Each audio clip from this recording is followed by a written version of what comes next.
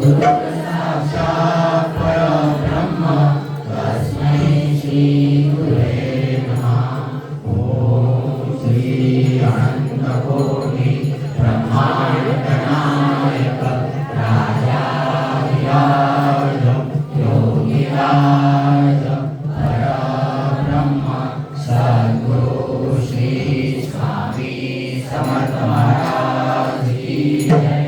अनंत कोटी ब्रह्मांड नायक राजाधिराज योगिराज परब्रह्म सद्गुरु श्री स्वामी समर्थ महाराज यांच्या कृपेने आजची स्वामी समर्थ महाराजांची कथा आहे। जय स्वामी समर्थ महाराज माझ्याकडून वधून घेतील ते मी तुमच्या पुढे थोडक्यात सांगण्याचा प्रयत्न। सद्गुरु श्री स्वामी समर्थ महाराज की जय। श्री स्वामी समर्थ अनंत कोटी ब्रह्मांड नायक राजाधिराज योगिराज परब्रह्म सद्गुरु श्री स्वामी समर्थ महाराज यांच्या लीला ह्या अनंत आहे। स्वामींनी प्रत्येक लीला ही अक्कलकोट मध्येच नाही केली, प्रत्येक ठिकाणी जाऊन केली। महाराज ज्या वेळेस चळंबे गावामध्ये होते आणि आषाढ लागलेला होता त्यावेळेस स्वामींचं मन बदललं, स्वामी तिथून अदृश्य झाले। आणि ज्या वेळेस स्वामी महाराज अदृश्य झाले तर महाराज पंढरपूरला प्रगट झालेले होते। आषाढ एकादशी जवळ आलेली होती आणि त्या दिवशी स्वामी महाराज पंढरपूरमध्ये प्रगट झाले आणि अनेक स्वामी भक्त स्वामींकडे बघत होते की माझा ब्रह्मांड नायक या पंढरपुरामध्ये आलेला आहे। महाराज प्रत्येक भक्ताकडे बघत होते आणि चंद्रभागेच्या तीराजवळ आले स्वामी महाराज आणि त्यावेळेस भीमा नदीला फार पूर आलेला होता आणि भीमा नदीला पूर आलेला असताना स्वामी महाराज त्या भीमा नदीच्या पाण्यावरून चाललेला अनेक भक्तांनी बघितलं होतं, स्वामींचा चमत्कार बघितलेला होता। महाराज तिथं उभे होते, उभे असताना प्रत्येक जण स्वामींना पांडुरंग म्हणून दर्शन घेत असते आणि ज्यावेळेस स्वामींचं दर्शन घेत असते त्यावेळेस स्वामींच्या डोळ्यांमध्ये अश्रू आलेले होते आणि त्यावेळेस स्वामी बोलले होते माझा नामा कुठे, माझा नामा कुठे। आणि त्यावेळेस संत नामदेव महाराजचं स्वामी समर्थ महाराज नाव घेत होते। ज्या वेळेस नाव घेत असताना अनेक भक्त स्वामींकडे बघत होते, स्वामींना कसली आठवण झाली, प्रत्येक जण स्वामींकडे बघत होता आणि ज्या वेळेस बघत असताना स्वामींच्या डोळ्यातले अश्रू खाली पडत असताना काही स्वामी भक्त स्वामींना बोलू लागले स्वामी काय झालं। आणि त्यावेळेस स्वामी बोलले माझा नामा कुठे, माझा नामा कुठे। संत नामदेव महाराज आज यांची संजीवनी समाधी सोहळा, या संजीवनी समाधी सोहळा त्या दिवशी स्वामी महाराजांना आठवणी नामदेव महाराज पंढरपुरात आले। पंढरपूरला आठवण झालेली असताना महाराज नामा नामा करत होते तर नामा नामा करत असताना आपण सर्व भक्त विचारू लागले त्यावेळेस स्वामी महाराज सांगू लागले मला माझ्या नामाला भेटायचंय। आणि महाराज पंढरपूरच्या मंदिराजवळ आले आणि महाराज मंदिराकडे बघत होते आणि त्यावेळेस कथेला सुरुवात होती संत नामदेव महाराजांची। संत नामदेव महाराजांची कथा स्वामी महाराज वर्णन करतात। माझा नामा म्हणजे प्रल्हादाचा अवतार, त्याचा पहिला अवतार म्हणजे प्रल्हाद आणि दुसरा अवतार त्याचा अंगदाचा अवतार सांगितलेला आहे। अंगदाच्या अवतारानंतर त्यांचा तिसरा अवतार हा उद्धवाचा अवतार सांगितलेला आहे। ज्या वेळेस उद्धवाचा अवतार कृष्णाभोवती संपला तेव्हा संत नामदेव महाराज यांचा अवतार आला आणि पाचवा अवतार संत तुकाराम महाराजांचा सांगितला गेलेला आहे।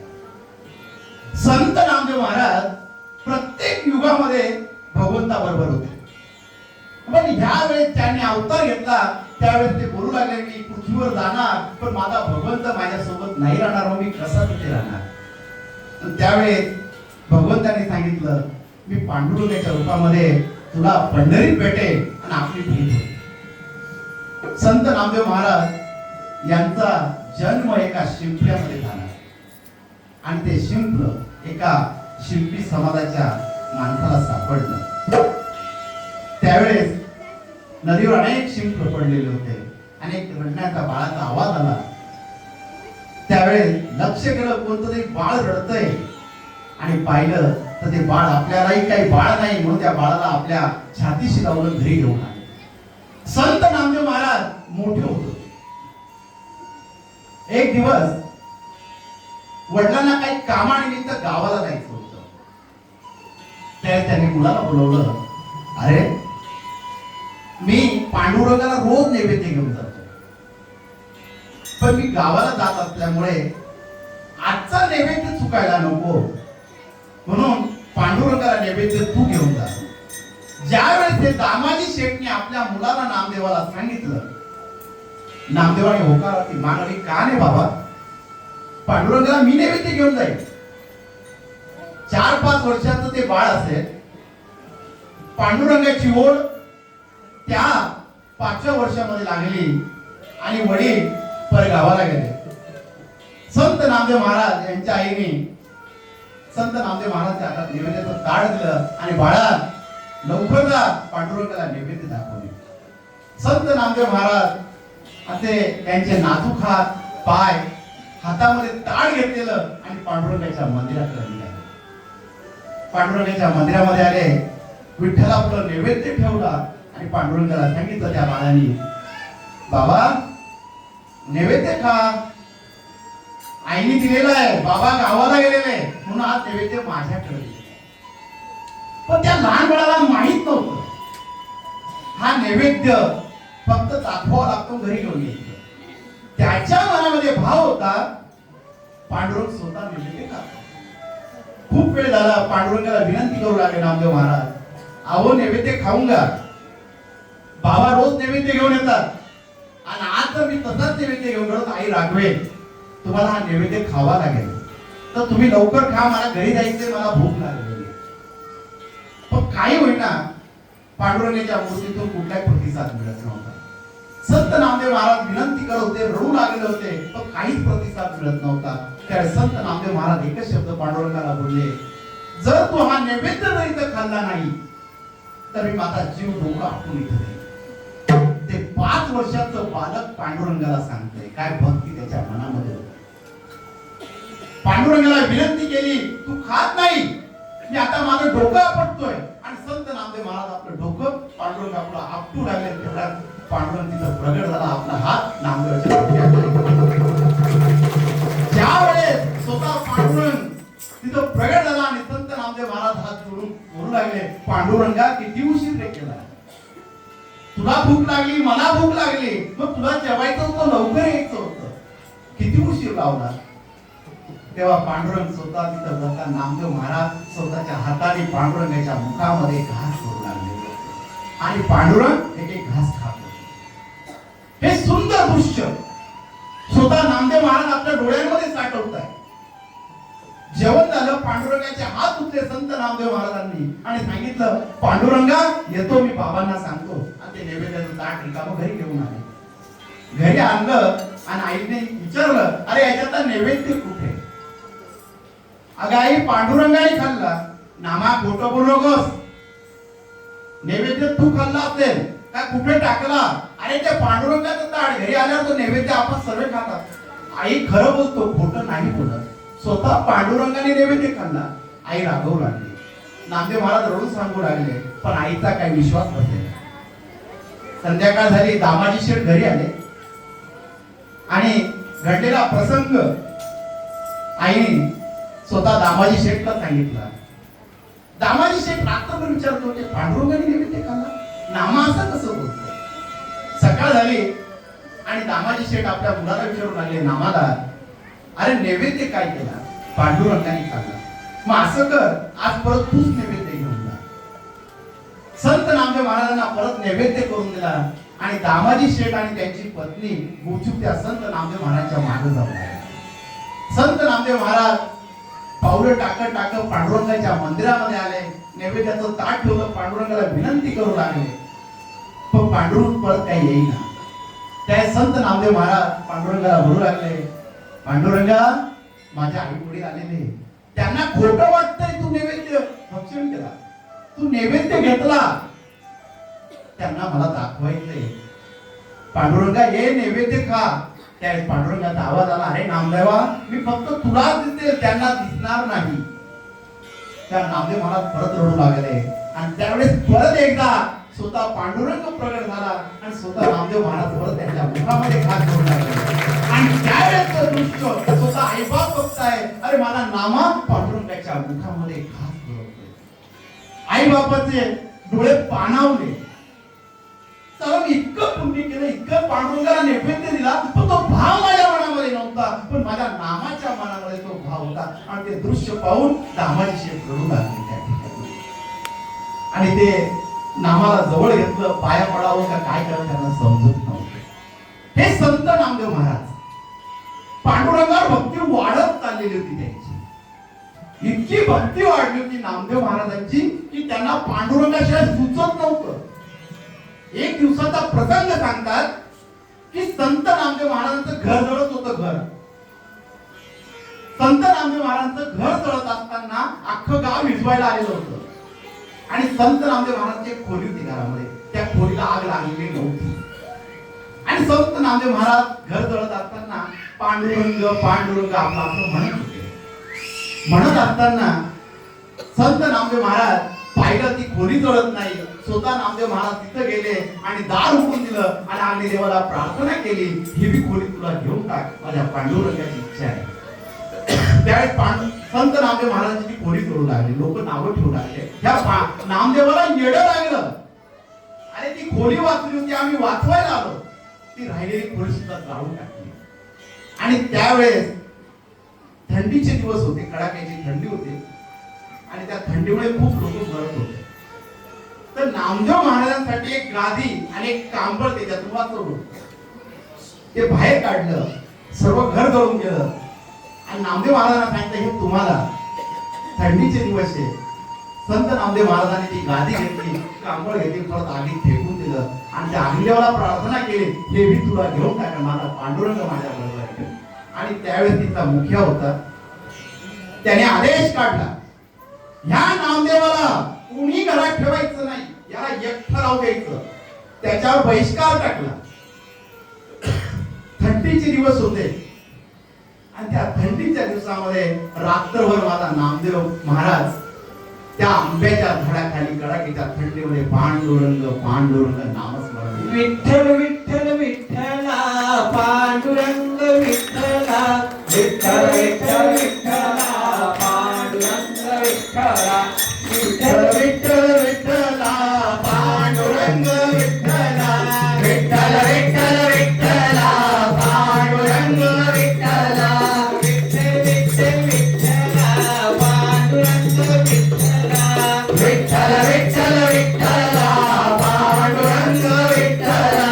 नामदेवाच्या विठ्ठला, जनाबाईच्या विठ्ठला, नामदेवाच्या विठ्ठला, जनाबाईच्या विठ्ठला, विठ्ठल विठ्ठल विठ्ठला पांडुरंग विठ्ठला, विठ्ठल विठ्ठल विठ्ठला पांडुरंग विठ्ठला.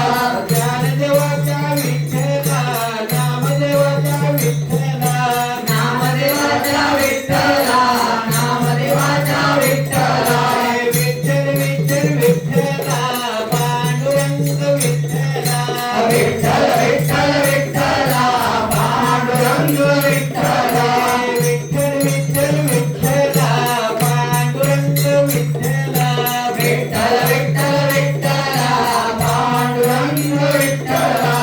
श्री स्वामी समर्थ महाराज की जय. आणि ती कडाक्याच्या थंडीमध्ये नामदेव महाराज पांडुरंगाचं नामस्मरण करत होते आणि त्यात माझा पांडुरंग प्रकट झाला आणि कांबळ संत नामदेव महाराजांच्या अंगावर टाकलं.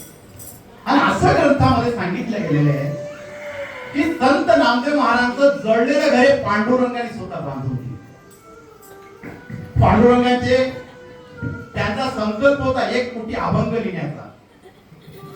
संत नामदेव महाराज यांच्यासाठी 28 वेळा पांडुरंग पृथ्वीवर भेटायला आलेला होता. 28 वेळा पांडुरंगाने दर्शन दिलेलं होतं. आणि ज्या वेळेस संत नामदेव महाराज यांना थोडा अभिमान झालेला होता, गर्व झालेला होता, त्यावेळेस पांडुरंगाला वाटू लागलं माझ्या नामाला थोडा गर्व झालेला आहे, तो कमी केला पाहिजे. कारण की पांडुरंग माझ्या ताटामध्ये जेवतो म्हणून मी कुठं पाया नाही पडल्या पाहिजे. संत नामदेव महाराजच्या मनामध्ये थोडा गर्व झाला आणि त्यावेळेस सर्व संत मंडळी जमलेली होती. संतांचा मेळा जमलेला होता. संत ज्ञानेश्वर, सोपान, मुक्ताबाई, निवृत्तीनाथ आणि सर्व संत, गोरोबा, कुंभार, सर्व संत आलेले होते. आणि त्यावेळेस नामदेव महाराज संत ज्ञानेश्वराजवळ उभे असताना प्रत्येक संत ज्ञानेश्वरांच्या, मुक्ताईच्या, सोपान काकांच्या आणि निवृत्तीनाथांच्या पाया पडत होते. त्यावेळेस नामदेवांनी पाया पडल्या नाही. त्यावेळी त्यांच्या मनामध्ये एक भाव होता की मी स्वतः पांडुरंगाच्या ताटामध्ये जेवण करतो तर मी का पाया पडू. त्यावेळेस मुक्ताबाईला राग आला आणि मुक्ताबाई म्हणू लागले, नामदेवा तुला एवढा गर्व चांगला नाही, अभिमान चांगला नाही. त्यावेळेस सर्व संतांना बसवलं आणि गोरोबा कुंभाराला सांगितलं, गोरोबा हे सर्व संत बसलेले, याच्यामध्ये सर्वांना चेक कर तू. आणि कुंभारांमध्ये असं असतं की मडकं जेव्हा बनवतात त्याला एक थापी असते ठोकायची. मडकं भाजलं का कच्च आहे. तर गोरोबा कुंभारांना सर्वांना चेक करायला लावलं. ते प्रत्येकाच्या डोक्यात थापी मारायचे. सर्वांना चेक केल्यानंतर ते संत नामदेव महाराजांजवळ आले आणि बोलू लागले, हे मडकं जरा कच्च आहे. त्यावेळेस संत नामदेव महाराजचे डोळे क्रोधित झाले, डोळे लाल ते गुंद झाले, ते तिथून उठून गेले आणि पांडुरंगाजवळ आले, रडू लागले, भांडू लागले. त्यास पांडुरंग सांगू लागला, अरे नामा तू गुरु नाही केला, तू गुरु नाही केला म्हणजे स्वप्नामध्ये जसं धन तू पाहिलं ते धन नाही मिळालं तशी तुझी अवस्था आहे. तू स्वप्नामध्येच रे, जेव्हा तू गुरु करशील तेव्हा तू परिपूर्ण होईल. त्यावेळेस संत नामदेव महाराज पांडुरंगाला सांगू लागले, मला गुरु आजच करायचा आहे. त्यावेळेस विठ्ठलाने सांगितलं, तू अशा अशा दिशेने जा, तुला गुरु मिळेल.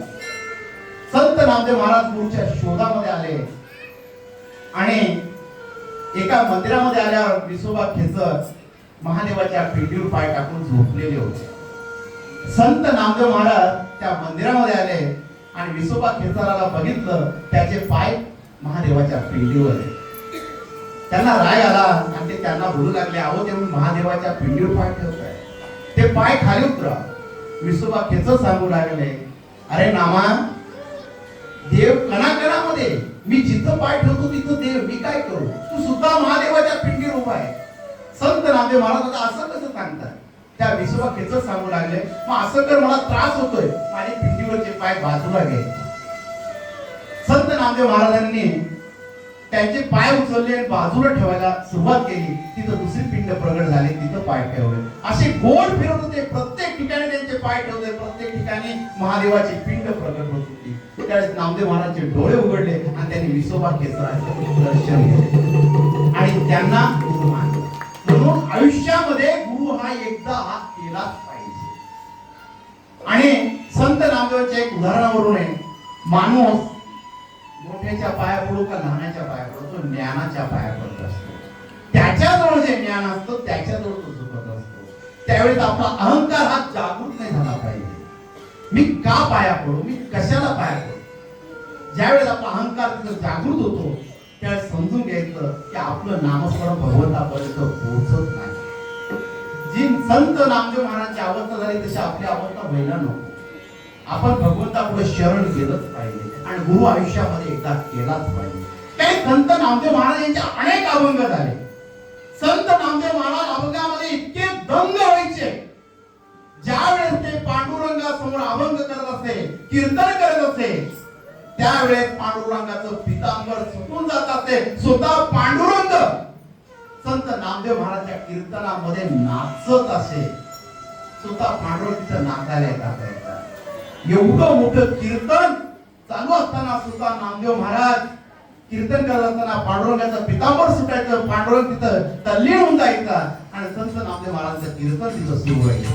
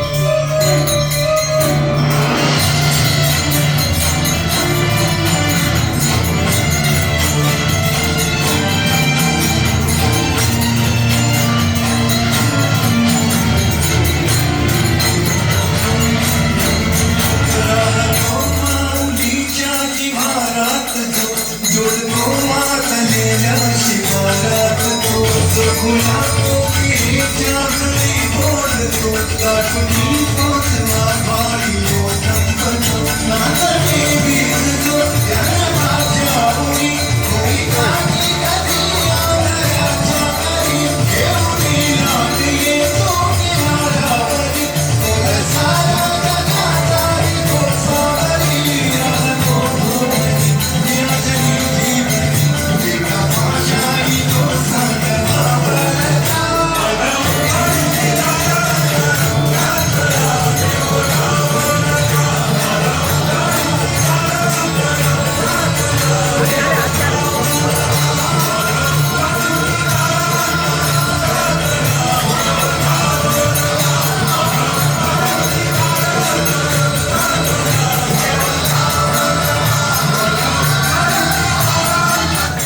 त्या वसायात तो रुसून गावरी कोणी तो धागरी तो अल्लाह घरी तो गावरी उठला नागरी मंदिरी राहुरी वापस आला कधी झाला माऊली गाव थोडा जिथे धागरा तो जिथे भावनाही तिथे सांग भावरता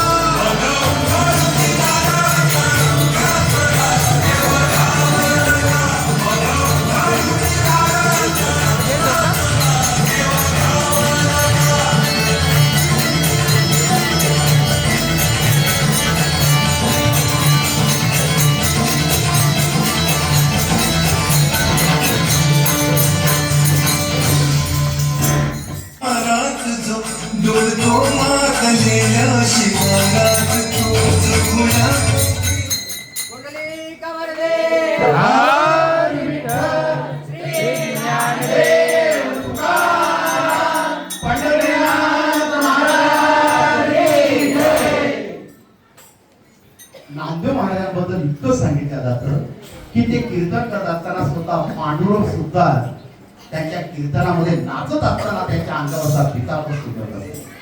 नामदेव कीर्तन करी पुढे कानाचे पांडुरंग नामदेव कीर्तन करी पुढे कानाचे पांडुरंग नाचता नाचता देवाचा गळा पितांबर देवाचा गळा पितांबर नामदेव कीर्तन करी पुढे कानाचे पांडुरंग नामदेव कीर्तन करी नाचे पांडुरंग नाचता नाचता देवाचा गळा पितांबर नाचता नाचता देवाचा गळा पितांबर देवाचा गळा पितांबर नामदेव कीर्तन करे पुढे कानाचे पांडुरंग नामदेव कीर्तन करे पुढे कानाचे पांडुरंग नामदेव कीर्तन करे पुढे कानाचे पांडुरंग. एवढी भक्ती नामदेवाची पांडुरंगाच्या प्रती होती. हे पांडुरंगाची भक्ती करत असताना नामदेव महाराजांनी यांनी संजीवनी समाधी घेतली होती. ते पंजाब मध्ये भागवत धर्माचा प्रचार करण्यासाठी गेले होते. त्यानंतर पंढरपूरला आले आणि पांडुरंगाला विनंती केली मला वैकुंठात यायचं आहे आता. आणि त्यावेळेस पंढरपूरमध्ये एक खड्डा पडला. त्याच्यामध्ये नामदेव महाराजांनी पहिल्यांदा प्रवेश केला. त्यांच्या मागे त्यांची पत्नी, त्यांचे 4 मुलं, 3 सुना आणि एक सून बाळंतपणासाठी घरी गेलेली होती माहेरी, म्हणून ती सून राहिली. आणि त्यांचे सासू सासरे सुद्धा सांगितले जातात की एवढ्या जणांनी त्या खड्ड्यामध्ये प्रवेश केला आणि तो खड्डा तिथंच परत बंद झाला. आज सुद्धा संत नामदेव महाराजांची पायरी पंढरपूर आहे. एवढी श्रद्धा संत नामदेव महाराजांची यांची पांडुरंगाप्रती होती. संत जन्माला आले का आले? प्रत्येक जाती धर्मामध्ये संतांनी जन्म घेतला, त्या जातीसाठी जन्म नाही घेतला. हा मनातला डोक्यातला भ्रम सर्वांनी काढून टाकायचा आहे. कारण की मी बघतो की प्रत्येक जातीला असून गेलं हा संत आमच्या जातीमध्ये आला म्हणजे तो आमचा जे आम्ही त्याचा सण साजरी केला पाहिजे. त्याची जयंती पुण्यतिथी ही आम्हीच केली पाहिजे. संत जातीसाठी प्रमाणित नाही, ते सर्वांसाठी सर्व समाजासाठी त्यांनी जन्म घेतला होता. कारण की ज्या वेळेस देव काय भगवंताला एक कोणाला कळतच नव्हतं, म्हणून देवाला प्रत्येक जातीमध्ये एक एक संताच्या रूपामध्ये अवतार घ्यावा लागलेला होता. भागवत धर्माचा प्रचार करण्यासाठी प्रत्येक संत जन्म घेत होते. पण आपण काय करून घेतलेलं आहे, हा माझ्या जातीचा आहे, याचं काम मीच केलं पाहिजे, आमच्या जातीने हा स्पेशल कार्यक्रम केला पाहिजे आणि याच्यातच आपण गुरफटले आहोत. म्हणून मठातर्फे आम्ही संकल्पना करतो की सर्व संतांचे कार्यक्रम हप्त्यामध्ये कधीही संतांची पुण्यतिथी जयंती हो, पण गुरुवारी त्या संतांचा कार्यक्रम जयंती किंवा पुण्यतिथी मठामध्ये साजरी केली जाईल. तर या संकल्पासाठी मला तुमचं सर्वांचं सहकार्य अपेक्षित आहे.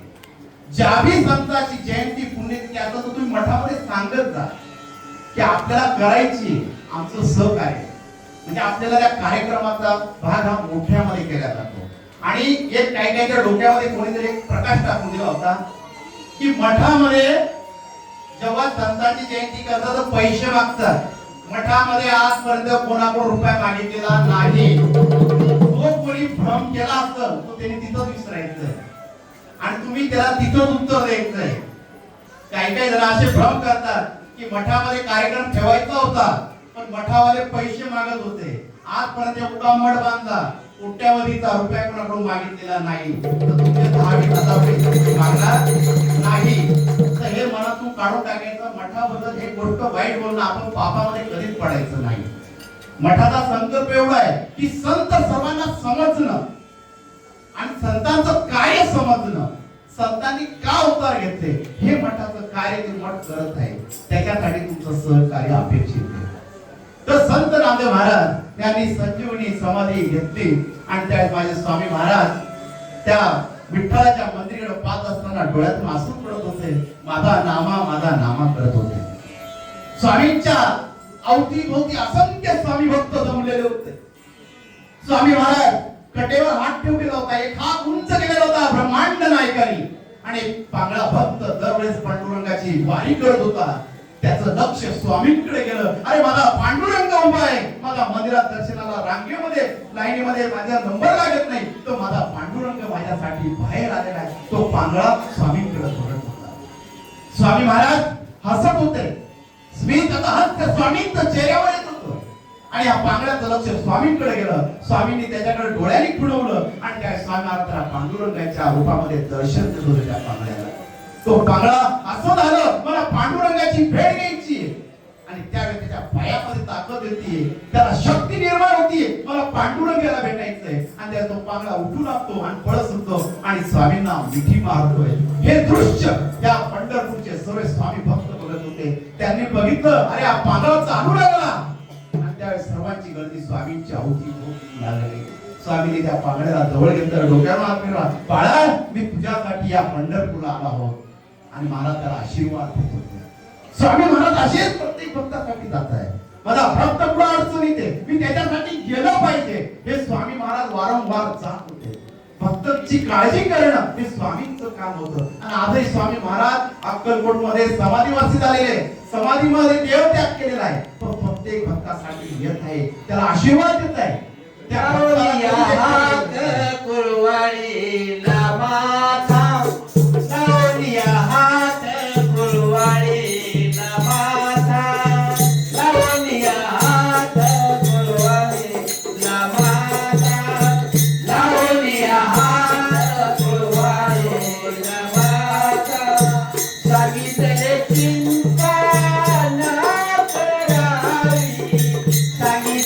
चिंता न करावी, सांगितले